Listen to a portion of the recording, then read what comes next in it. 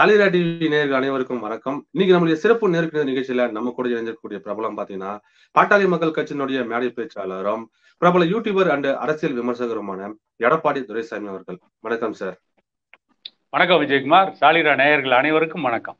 Sir, இப்ப பாத்தீங்கன்னா சமீபத்துல ஒரு சில பேர் திடீர்னு பாத்தீங்கன்னா ஊடகங்கள்ல உட்காந்துட்டு பாமகவுக்கு எதிராக பேச ஆரம்பிப்பாங்க. என்னடா இது இவ்வளவு நேரம் அமைதியா இருந்தோம், திடீர்னு பேச பார்த்தோன்னா அந்த டைம் ஒரு தேர்தல் நேரமா இருக்கும். அப்பதான் பாத்தீங்கன்னா பாமகவுக்கு எதிராகவும் சரி, மருத்துவர் ஐயா அண்ட் மருத்துவர் சின்ன ஐயா இவங்களுக்கு எதிராகவும் சரி, இப்போ உள்ள இருக்கக்கூடிய அந்த காக்கை வங்கி இருக்க அந்த கங்காணிகள் சொல்லுவாருங்க பாத்தீங்களா ஐயா, அந்த மாதிரி ஒரு ஜந்துக்கள்லாம் வெளிப்படும். அவங்க என்ன பண்ணுவாங்கன்னா, யாராவது கொடுக்குற காசுக்கு இவங்களை பத்தி தாழ்த்தி பேசுறது அவங்க தொழிலா வச்சிருப்பாங்க. இப்ப பாத்தீங்கன்னா ஒருத்தவன் அதாவது திடீர்னு ஒரு சேனல்ல உட்காந்துட்டு பேட்டி கொடுத்திருக்கான். என்னடா அப்படின்னு சொல்லிட்டு பார்த்தோம்னா, ஒரு மனுஷன் கூட்டு போயிட்டு தம்பி வாடா உன்னை நடிக்க வைக்கிறேன்னு சொல்லிட்டு அவர் சொந்த காசை செலவு பண்ணி அவனுக்கு சோறு போட்டு அவனை நடிக்கிறதுக்கு நடிப்பு சொல்லி கொடுத்து அவர் எடுத்த ஒரு ஷார்ட் பிலிமே நடிக்க வச்சிருக்காரு. இது எல்லாத்தையும் பண்ணிட்டு இன்னைக்கு உட்காந்துட்டு ஒரு குறிப்பிட்ட அந்த நபரையும் அந்த படத்தை பத்தி இழிவா பேசியிருக்கான். அந்த நபர் யாருன்னு பாத்தீங்கன்னா சத்யபிரபு அப்படின்னு சொல்லிட்டு அந்த ஒரு காடு வெட்டிங்கிற திரைப்படத்தை பத்தி ரொம்ப மோசமான விமர்சனங்கள்லாம் முன் வச்சிருக்காரு. அதுல பாத்தீங்கன்னா எங்க சிங்கத்தையும் கூட்டு வரோம், உங்க சிறுத்தையும் கூட்டு வரோம், வா முடிஞ்சா மோதி பாத்துக்கலாம் அப்படிங்கிற மாதிரி ஒரு சில வசனங்கள்லாம் இருக்கு. இந்த வசனங்கள் ஜாதி வரியை திணிக்கிற மாதிரி இருக்கு அப்படிங்கிற மாதிரி எல்லாம் பேசியிருக்கான். அதை பத்தி நீங்க என்ன சொல்றீங்க? அதாவது இந்த சத்யபிரபுன்னு இவங்க அப்பா பேர் செல்வராஜன் நினைக்கிறேன். அவர் எப்படி இவருக்கு சத்யபிரபுன்னு பேர் வச்சாருன்னு தெரியல. நாய்க்கு பேர் முத்துமாலைன்னு பேர் வைப்பாங்க. விளக்கமாத்து கொண்டைக்கு பட்டு குஞ்சம் இருக்கு. அவங்க அப்பா இந்த ஆளுக்கு சத்யபிரபுன்னு பேர் வச்சதுக்கு பதிலாக புலுகுனி பிரபுன்னு பேர் வச்சிருந்தா சரியா இருந்திருக்கும். அது காடுவெட்டி திரைப்படம் எடுக்கும் போது சோலை ஆறுமுகம் இயக்குனர் கூட இருந்தவன் தான் இந்த புலுகுனி பிரபு. நம்ம தான் அடிக்கடி எல்லாருக்கும் பேர் கொடுக்க வேண்டியது. அவங்களுக்கு உண்மையான பேர் நாம தான் வைக்க வேண்டியது. சவுக்கு சங்கர், சாராய சங்கர் வைக்க வேண்டியிருக்கு. அந்த அந்த கடமையெல்லாம் உங்களை மாதிரி ஒரு முக்கிய நபர்கள் தான் இருக்கு. நீங்களே அது பின்வாங்கிட்டீங்கன்னா இவனுடைய உண்மை முகமும் தெரியாது, இவனோட உண்மை பேர் மக்களுக்கு தெரியாது. அது ரவீந்திரன் துரைசாமிக்கு ரம்மி பிளேயர் துரைசாமின்னு தான் இன்னிலிருந்து பேர் வைக்கணும். ஏன்னா அரசியல் சூதாட்டத்தில் கைது இருந்தார். அதனால அவர் இனிமே ரம்மி பிளேயர் ரவீந்திரன் துரைசாமின்னு தான் நம்ம பேர் வைக்கணும். ஆக இந்த சத்யபிரபு நாம இனிமே புலுகினி பிரபுன்னு தான் பேர் வைக்கணும். அது காடுவெட்டி திரைப்படத்துல சோலை ஆறுமுகத்து கூட நின்று இந்த திரைப்படத்துறையில பெரிய அளவுல வளர்ந்துடலான்னு நினைச்சாங்க. வளர முடியல. பெரிய அளவில் வளர்ந்துடலாம்னு நினைச்சாங்க. இருக்கிறவங்களாம் நாசமா போட்டோம், இவங்க முன்னேறா போதும். இவங்க முன்னேற முடியல, இவங்களுடைய சுயரூபம் தெரிஞ்சு போச்சுன்ன உடனே அங்கிருந்து நேரா தேசிய சேவை பண்ண போனார். எங்க? பாரதிய ஜனதா கட்சிக்கு. ஆமா, பாரதிய ஜனதா கட்சி ஏற்கனவே அங்க ஏற்கனவே நிறைய கிரிமினல்லாம் இருக்கான். அவங்களே என்ன பண்றதுன்னு தெரியல. உன்ன வேற ஒரு கிரிமினல் வச்சு நாங்க எங்கடா போய் மேய்க்கிறது? ஏற்கனவே எல்லாம் கிரிமினல் இருக்கனாலதான் ஒரு போலீஸ் ஆபீசர் நாங்க தலைவரா போட்டு வச்சிருக்கோம். அந்த ஆளே தடுமாறிட்டு இருக்காரு, இவங்களை கண்ட்ரோல் பண்ண முடியாத. ஆனால் நீ கிளம்புடா தம்பி, உன்னால இங்க எதுவும் பண்ண முடியாது துரத்து விட்டாங்க. அதுக்கப்புறம் தான் இவர் அநேகமா விடுதலை சிறுத்தைகள் கட்சியில சேர்ந்துட்டாருன்னு நினைக்கிறேன். சேர்ந்த பின்னாலதான் இன்னைக்கு காடு வெட்டி குருவை பத்தி பேசுவதற்குன்னா ஒரு தகுதி வேணும். காடு வெட்டி குருவை ஜாதி வெறி என்று சொல்றாங்க. சிறுத்தையை கூட்டிட்டு வா, என் சிங்கத்தை கூட்டிட்டு வா, என் சிங்கத்தை கூட்டிட்டு வரேன், நேருக்கு நேர் மோதி பார்த்துடலான்னு சொன்னார். ஏன் அதை சொன்னார்? சரக்கு இருக்கு, மிடுக்கு இருக்குன்னு பேசினா அப்புறம் இதை அவர் பேசுவாரா? பேச மாட்டாரா? என்கிட்ட உழைப்பு இருக்கு, படிப்பு இருக்கு, நான் முன்னேறுவேன் நீ பேசியிருந்தா நாங்க எதுக்கு அவரை பேச போறோம்? கண்டிப்பா பேசுமா விஜயகுமார். எனக்கு தன்னம்பிக்கை இருக்கு, நான் வாழ்க்கையில முன்னேறுவேன் அப்படின்னு சொன்னா ரைட், நல்லா இருப்பா, முன்னேறுப்பான்னு சொல்லிட்டு போயிட்டே இருப்போம். இப்படி சொன்னதுக்கு பிறகுதான் காடுவெட்டி குரு பேசுறாரு. ஆனா காடுவெட்டி குரு அன்னைக்கு பேசினார்ல, என் சிங்க குட்டிகளையும் கூட்டு வரேன், உன் சிறுத்தையும் கூட்டு வா, ஒரு மைதானத்தை முடிவு பண்ணு, நேருக்கு நேர் மோதி பார்த்துருவோம் நீயா நான் பேசினார்ல, அவர் இருக்கிற வரைக்கும் ஒரு பயம் கூட வாய் திறக்கல. எவனாவது அவருடைய சவாலை ஏத்துக்கிட்டானா? இல்ல அவர் சொன்னது எவனாவது எங்கேயாவது ஒரு மூலையில் நின்னாவது அவனா பேசியிருக்கானா? இல்ல. அவர் செத்த பின்னாலதான் பேசுறான். ஏன்னா அவர் இனிமே வரமாட்டார்ல. அதனால அது இறந்த பிறகும் கூட இவங்களுக்கு காடு வெட்டி குருன்னு பேரை கேட்டவுடனே நடுக்குமா இருக்கு. காடுவெட்டி குரு இறந்த பிறகும் காடுவெட்டி குரு பேரை கேட்ட உடனே நடுங்கிறாங்க. ஏன்னு கேட்டா, காடுவெட்டி குரு வந்து வன்னியர் சமூக பெண்கள் பாதிக்கப்படும் போது மட்டும் குரல் கொடுத்தாரா? இல்ல. எந்த சமூகத்து பெண்கள், ஏன் இவங்க பேசுறாங்களே பறையர் சமூக பெண்கள் பாதிச்சாலும் குரல் கொடுக்கிற இடத்துல தான் காடுவெட்டி குரு இருந்தாரு. அவரை ஜாதி வெறியர்னு சொல்றாங்களே, அவர் எந்தெந்த ஊர்லாம் போய் பேசிட்டு இருந்தா அங்க ஜாதி சண்டை நடந்துச்சு? அவர் அரியலூர் மாவட்டத்தில் இருக்க வரைக்கும் ஒரு ஜாதி தகராறு கிடையாது. அப்புறம் எப்படி அவர் நீங்க ஜாதி வெறியன்கிறீங்க? எத்தனை இடத்துல திருமாவளவன் போய் பேசி வந்த பிரச்சனைகள் வருது. அப்ப ஜாதி வெறியன் திருமாவளவனா காடுவெட்டி குருவா? இதுக்கெல்லாம் இவங்க பதில் சொல்லுவாங்களா? காடுவெட்டி குருங்கிற திரைப்படம் வந்து பல உண்மைகளை வெளிச்சத்துக்கு கொண்டு வரும். அதனால கூப்பாடு போடுறோம். ஏன் கோலமாவு கோகிலா படத்துல வந்து நயன்தாரா வந்து போதைப் பொருள் வித்தால அதுக்கு எதிராக ஏன் எவனும் பேசல?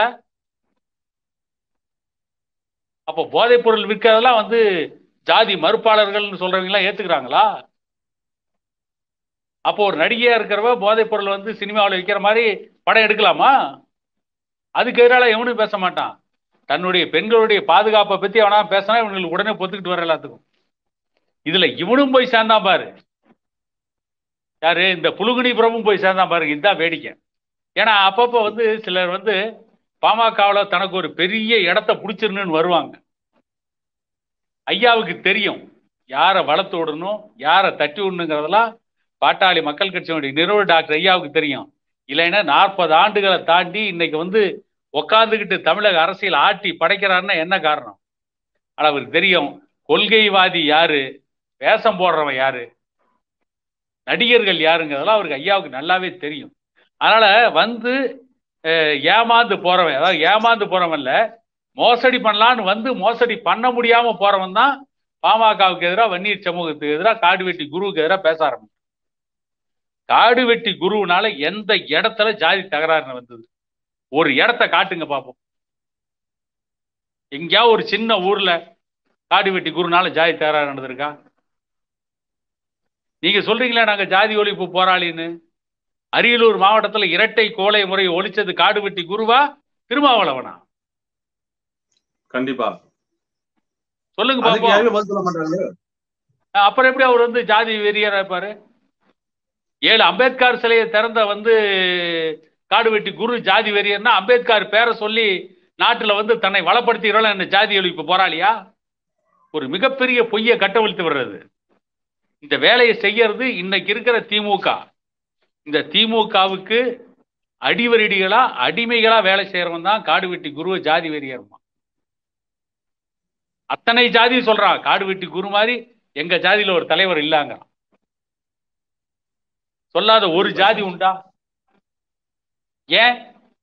ஒரு தன்னுடைய ஜாதிக்கு எந்த அளவுக்கு விசுவாசமா இருந்தாரோ, தான் ஏற்றுக்கொண்ட தலைமைக்கு எந்த அளவுக்கு விசுவாசமா இருந்தாரோ, அதை போலவே மற்ற ஜாதிகளையும் நேசித்தவர் தான் காடுவெட்டி.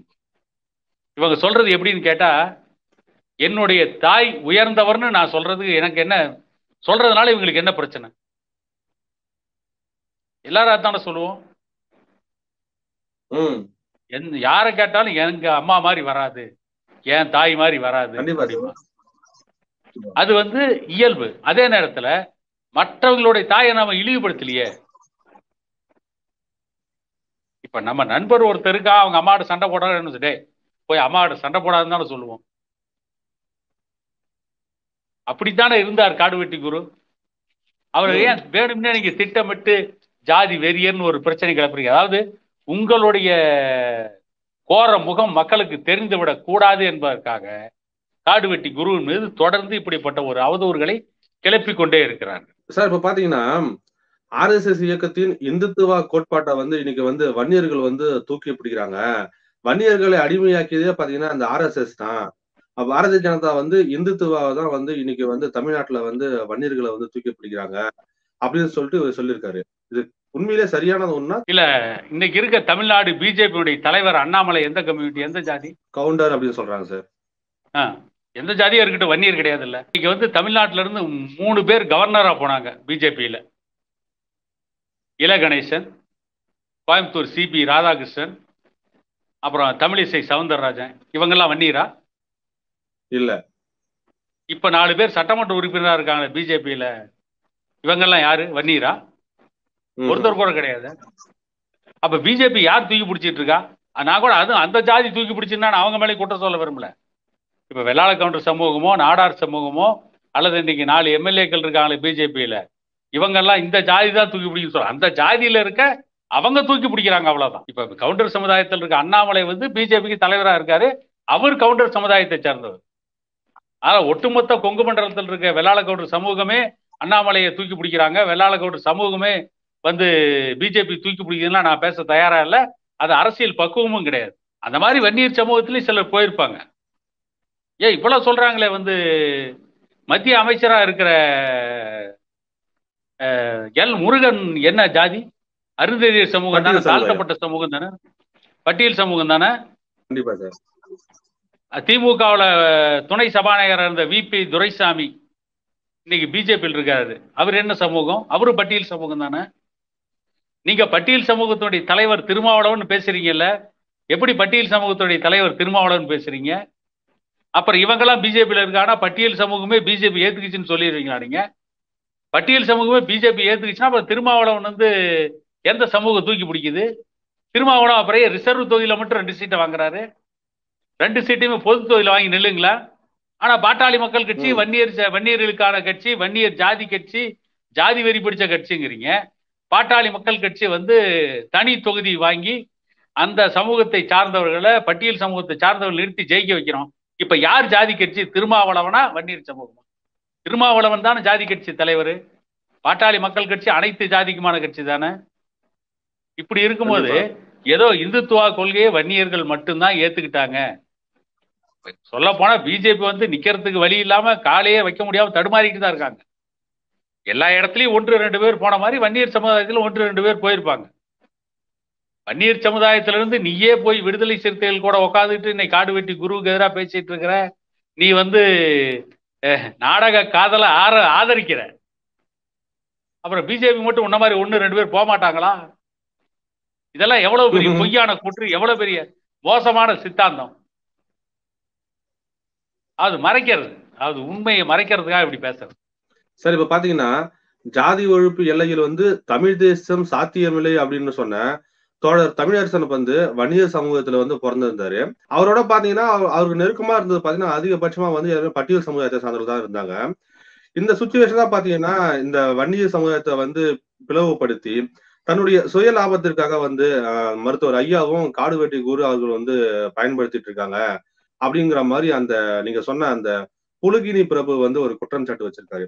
அதாவது வந்து தோழர் தமிழரசன் வந்து வன்னியரா இருந்தாலும் அவரை சுற்றி இருந்தவங்க பாத்தீங்கன்னா எல்லாருமே வந்து பட்டியல் சமுதாயத்தை சேர்ந்தவர்கள். ஆனா இவங்க 2 பேரும் வந்து பயங்கரமான ஒரு ஜாதி வரி கொள்கையை வந்து கடைபிடிச்சிருக்க மாதிரி பேசியிருக்காரு. இல்ல, தோழர் தமிழரசன் வந்து அது வந்து ஜாதி ஒழிப்பு தான் தமிழ் தேசியத்தை வளர்க்கணும்னு சொன்னார்னு இவங்க சொல்லிட்டு இருக்காங்கல்ல, ஏன் இன்னும் ஜாதி ஒழியல? தோழர் தமிழரசன் கூட பட்டியல் சமூகத்தை சார்ந்தவங்க தான் நிறைய இருந்தாங்க, இன்னும் சொல்ல போனா பறையர் சமூகத்தை சார்ந்தவங்க தான் இருந்தாங்கன்னு சொன்னாங்க. அப்ப தமிழரசனுக்கு பின்னால ஏன் அந்த சித்தாந்தத்தை அவங்க யாரும் முன்னெடுக்கல? எடுத்திருக்கணுமா வேணாமா? கண்டிப்பா.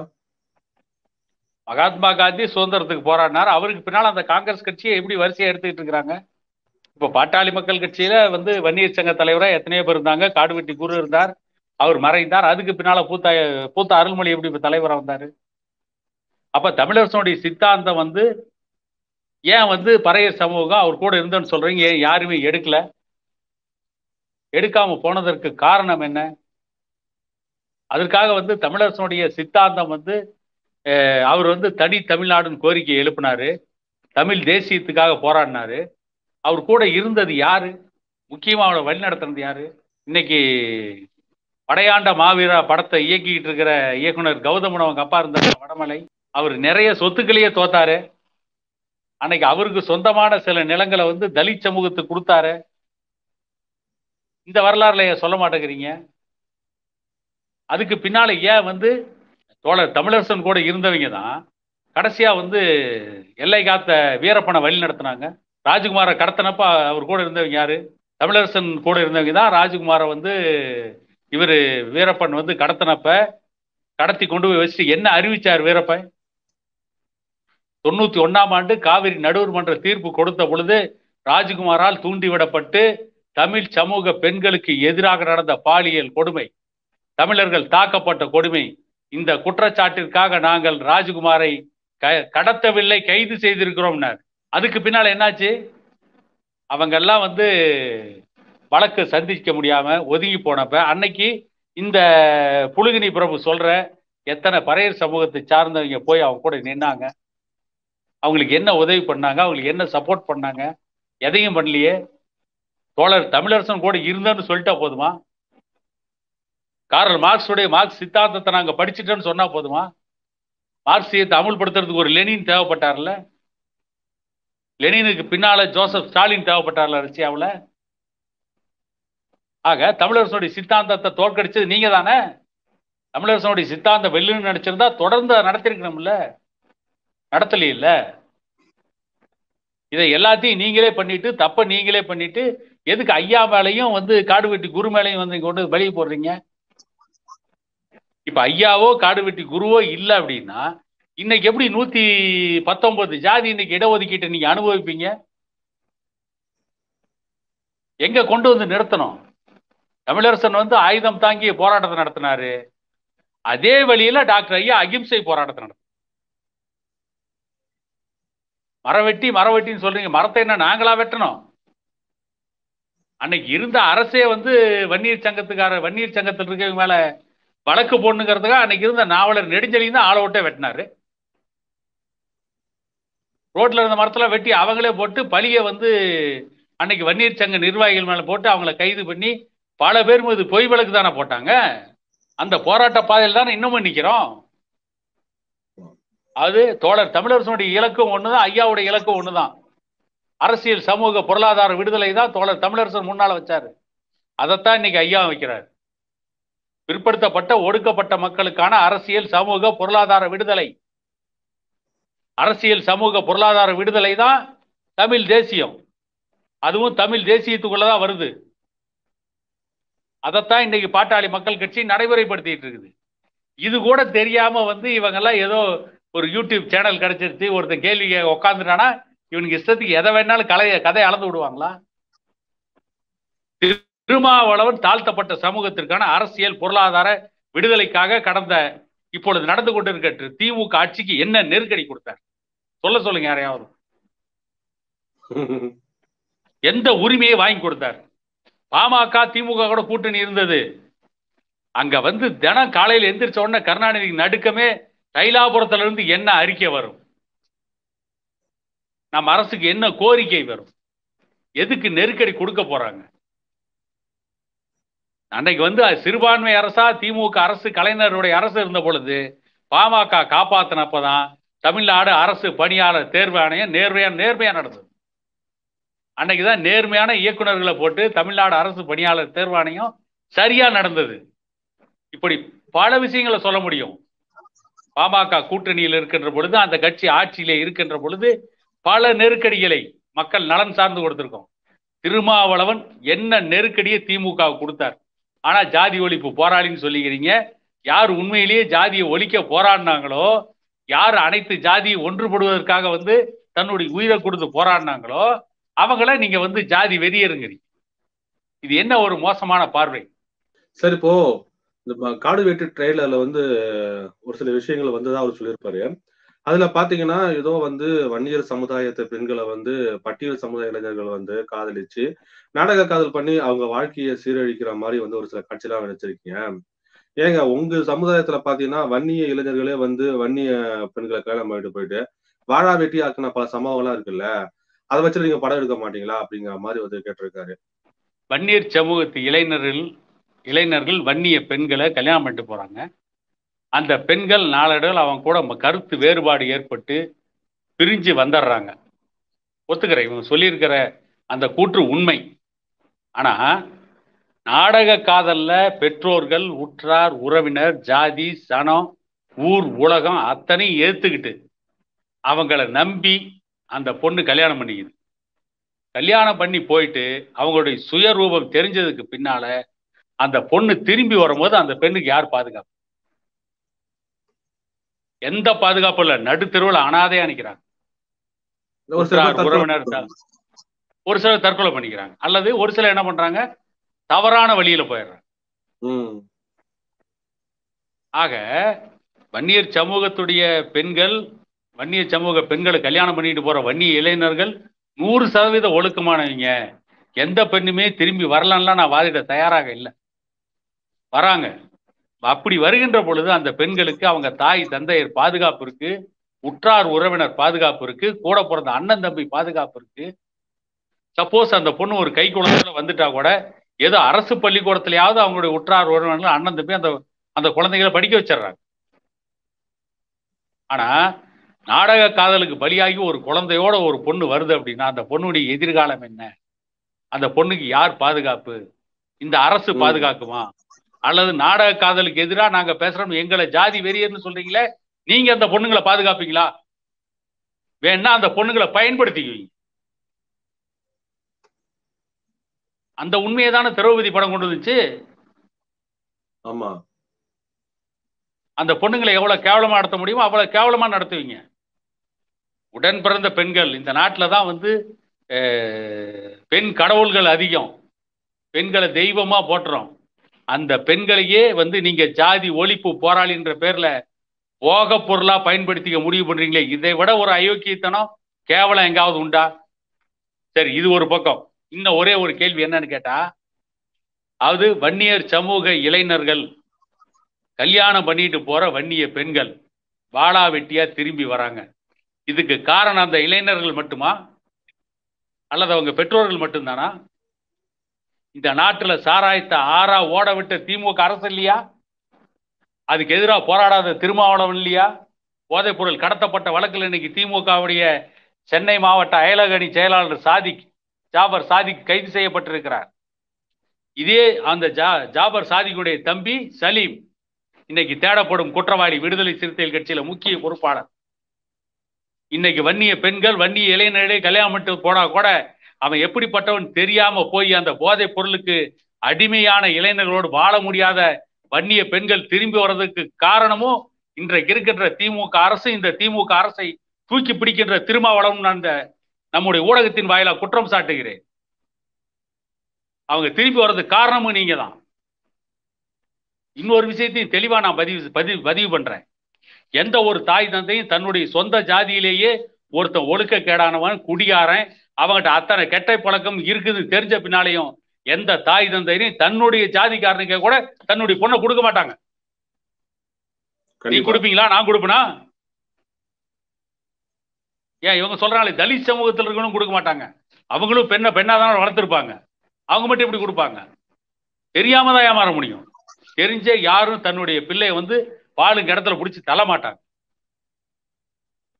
யாருன்னே தெரியாத ஒருத்தன் தன்னுடைய சொந்த சாதியிலேயே கொடுக்கறது இல்லை, மாற்று ஜாதி சார்ந்தவனுக்கு மட்டும் எப்படி வந்து சரி கூட்டு போனா போன்னு விட்டுருவாங்களா யாராவது? அதானே இவங்க எதிர்பார்க்கிறாங்க. அதை சொன்னாதா ஜாதிய ஒடுக்குமுறை, ஆணவ கொலை, என்னென்ன கதை விட்டுட்டு இருக்காங்க. இதான உண்மை.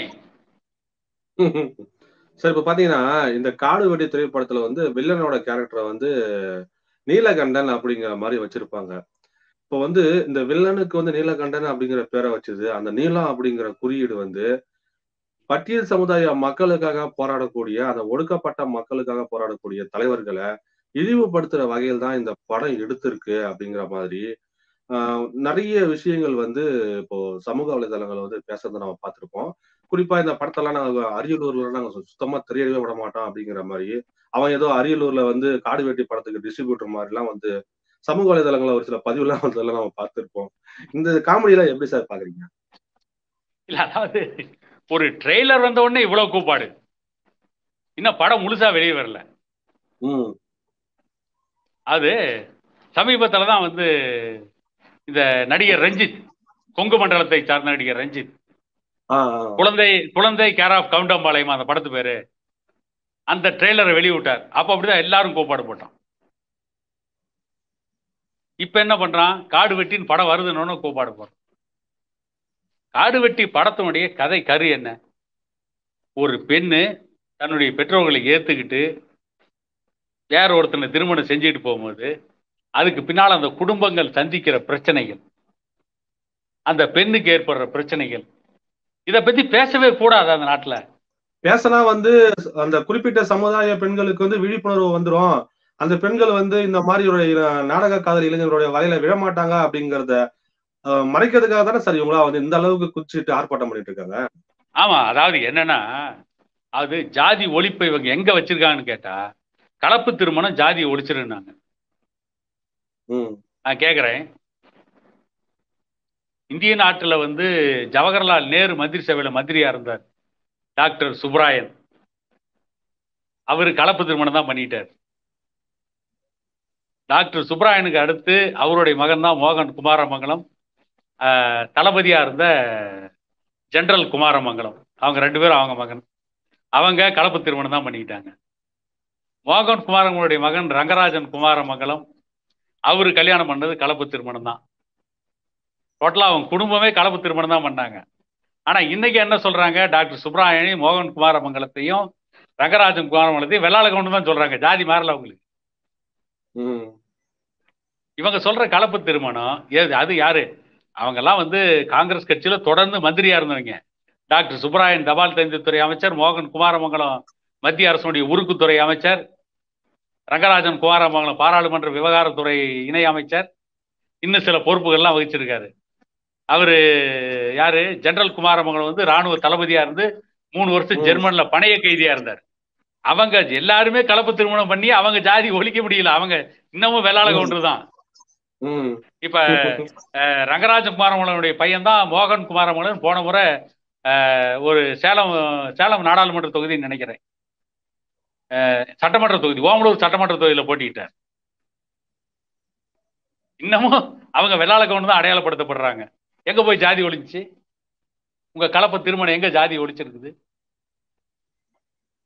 ஜாதி ஒழிப்புக்கு என்ன வேணும்? அரசியல், சமூக, பொருளாதார விடுதலை, அனைவருக்கும் கல்வி, வேலை வாய்ப்பு. கார்ல் மார்க்ஸ் சொன்ன மாதிரி சக்திக்கேற்ற உழைப்பு, தேவைக்கேற்ற சம்பளம்.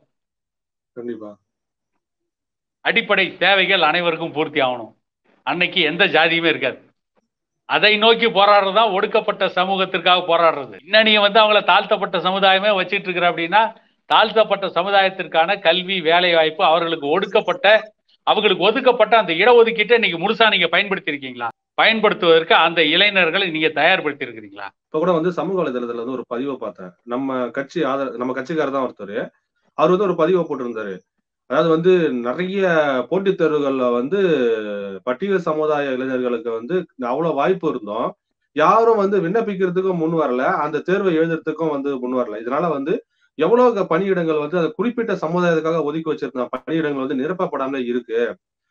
இது ஏன் வந்து உங்களுக்கு புரிய மாட்டேது? இன்னும் ஏன்டா வந்து கத்திக்கிட்டு இருக்கீங்க அப்படிங்கிற மாதிரி எல்லாம் பேசியிருக்கேன். இல்ல, அவர் சொல்றது உண்மைதான். அதாவது மத்திய அரசுடைய உயர் பதவிகள் இருக்கு இல்லையா, அமைச்சக உயர் பதவிகள்ல இவங்களுக்குன்னு ஒதுக்கப்பட்ட இடஒதுக்கீட்டுக்கு தகுதியான ஆட்கள் கிடைக்காம அதெல்லாம் காலியா இருக்கு.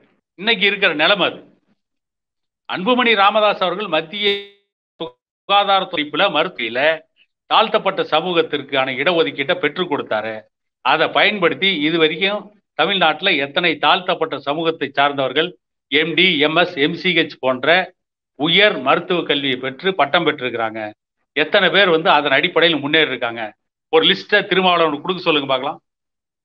கொடுப்பாரு. ஜெயிலுக்கு அவர்களுக்கு அவர்தான் படிக்க போக சொல்லி, அவர்தான் வந்து 10 வழக்கு இருக்கணும், உன் மேல ஒரு கொலை வழக்கு இருக்கணும். கொலை வழக்குல இருக்குன்னா யாரை கொலை பண்ணும்? ஜாஃபர் சாதிக்கும் சலீமையும் கொலை பண்ண வழக்கு இருந்தா பரவாயில்ல, ஓகே. யாரை கொலை பண்ணுவீங்க? ரோட்ல சும்மா போயிட்டு இருக்கவனையா? இந்த நாட்டுல போதைப் பொருள் கடத்தவர்கள்லாம் வந்து சுதந்திரமா அரசியல் கட்சியில, திமுகவில், விடுதலை சிறுத்தைகள் கட்சியில மாநில பொறுப்புல இருப்பான். சாதாரண அப்பாவி மக்கள்லாம் வந்து செத்து போயிடணும், அடிபட்டு சாகணும். இதுதான் விடுதலை சிறுத்தைகளுடைய சித்தாந்தமா? இதை ஒரு படத்துல வெளியிட்டா இவங்க வந்து எங்களை நசுக்கிட்டாங்க, பிதிக்கிட்டாங்க. என்ன ஒரு மோசமான திரைப்படம்! ஒரு பொண்ணை நீ காதலிச்சா உடனே மேட்ற முடி, இதான் வந்து காதலா? இதுக்கு பேர் தான் காதலா? அகத்தியன் கூட தான் படம் எடுத்தாரு, காதல் கோட்டை. காணாமலே காதலிக்கிறாங்க, கடைசியா ஒண்ணு சேர்றாங்க. ஆனா அந்த அந்த இதை வந்து ஒரு காதலை வந்து ஒரு புனிதமா காட்டினாங்க. இவங்க காதல்னாவே அதை வந்து காமமா தானே காட்டிட்டு இருக்காங்க. இவங்க தான் இன்னைக்கு வந்து பெரிய படைப்பாளிகள். ஆமா. யாரு அமீரு, பா ரஞ்சித்து, இவங்க எல்லாம் பண்றதே வந்து பெண்களை போக பொருளா காட்டுறது. இதுதான் வேலை, அவங்க வேலையே. ஆனா இவங்களை படைப்பாளிகள்னு வந்து இன்னைக்கு பல ஊடகங்கள் பேசுறாங்க. பெண்கள் பாதிக்கப்படக்கூடாது, பெண்கள் நல்லா இருக்கணும், பெண்கள் படிக்கணும், பெண்கள் முன்னேறணும் அப்படின்னு ஒருத்தன் படம் எடுத்தா அவன் ஜாதி வெறியன். இன்னைக்கு பாண்டிச்சேரியில் நடந்த கொடுமைக்கு காரணம் என்ன? இப்படிப்பட்ட ஆளுங்களால தானே. பெண்களுக்கு நல்ல வழி காட்டுற திரைப்படத்தெல்லாம் ஜாதி வெறி பிடிச்ச திரைப்படம் இந்த மாதிரி ஆளுங்க பேசுறதுனால தான் பாண்டிச்சேரியில் இவ்வளவு பெரிய கொடுமை. பெண்களுக்கு ஏற்படுற பாலியல் வன்கொடுமையை பத்தி பேசுறீங்களே, பெண்கள் எதனால பாதிக்கப்படுறாங்க? இந்த போதைப் பொருளும் இன்னைக்கு இருக்கிற சினிமா தொலைக்காட்சி தானே. தொலைக்காட்சியில் வர சீரியல், எந்த சீரியல்லையா ஒழுக்கம் இருக்கா? அந்த சீரியலை கிண்டல் அடிச்சானே நகைச்சுவை நடிகர் விவேக், எத்தனை கள்ளக்காதல்ரா அப்படின்னு கேட்டிருப்பானே. நம்ம சொல்ல, அதாவது அந்த திரையுலகத்தில் இருக்கனாலே சகிச்சுக்க முடியல. அது ஏடா இன்னும் கவுண்டமணி சொல்லுவானே, இப்ப இந்த கார் வச்சிருந்த சொப்பன சுந்தரி யார் வச்சிருக்கான்னு கேட்டாங்களே. இந்த மாதிரி ஒழுக்கக்கேடுகளை வந்து கொண்டு வந்து விடுற திரைப்படங்கள்லாம் வந்து இவங்களுக்கு சமூக திரைப்படங்கள், இதெல்லாம் புரட்சி திரைப்படங்கள். ஒரு குடும்பம் சந்திக்கிற பிரச்சனை. இப்ப நடிகர் விசு, டைரக்டர் நடிகர் விசு எடுத்த திரைப்படத்தை நாம என்னைக்காவது குறை சொல்லி பேசியிருக்கோமா? நாம யாரும் விசுவுடைய படத்தை குறை சொல்றது? ஏன்னா வந்து பெண்களை முன்னிலைப்படுத்தி எடுக்கிறாரு, பெண்கள் சந்திக்கிற பிரச்சனையை எடுத்தாரு, குடும்பத்தில் இருக்க பிரச்சனைகளை படம் எடுத்தாரு. அதனால வந்து அதை வந்து சில நேரத்துக்கு நகைச்சுவையா காட்டிருப்பாரு, சில நேரத்துக்கு அது சீரியஸா காட்டிருப்பாரு. நாம யாராவது விசு குறை சொல்லுவோமா? நடுத்தர குடும்பங்கள் சந்திக்கக்கூடிய பிரச்சனையை, அந்த குடும்ப உறவுகள்ல இருக்கிற பிரச்சனையை வந்து சினிமாவை எடுத்தாரு. நாம அவர் விமர்சனம் பண்ண மாட்டோம். நம்மளால முடிஞ்சா அந்த படம் பார்ப்போம், முடியலையா அந்த படத்தை பார்க்காம போயிடுவோம். இன்னைக்கு கூட விசு படம் போட்டா நம்ம பார்க்குறோம், அது வேற விஷயம். ஏன்னா வந்து நமக்கு தேவையான சில விஷயங்களை சொன்னாங்க, அதெல்லாம் நான் பார்க்குறோம். இவங்க போடுற படத்தை எல்லாம் யாராவது பார்க்க முடியுமா? பார்க்குற இளைஞர்களுடைய மனநிலை என்ன ஆகும்? இப்படிப்பட்டவங்களால தான் இன்னைக்கு நாட்டில் வந்து இந்த பாண்டிச்சேரி போன்ற மோசமான சம்பவங்கள் நடந்துகிட்டு இருக்கு. இவங்களை எல்லாம் மக்கள் அடக்கி ஒடுக்கல அப்படின்னா இன்னும் மோசமான விளைவுகளை பெண்கள் சமூகம் சந்திக்கும். பெண்களை பெற்ற தாய் தந்தையெல்லாம் கடைசியா ரத்த கண்ணீர் தான் வடிக்கும். மிக்க நன்றி சார். நம்மளுடைய இந்த நிகழ்ச்சியில இணைஞ்சு நாங்க கேட்ட கேள்விகளுக்கு எல்லாம் தெளிவான விளக்கம் கொடுத்துருக்கீங்க. மீண்டும் உங்களை வேற ஒரு நிகழ்ச்சியில சந்திக்கிறோம். நன்றி, வணக்கம். அனைவருக்கும் வணக்கம். சாலிரா நேயர்களுக்கு மீண்டும் வணக்கம்.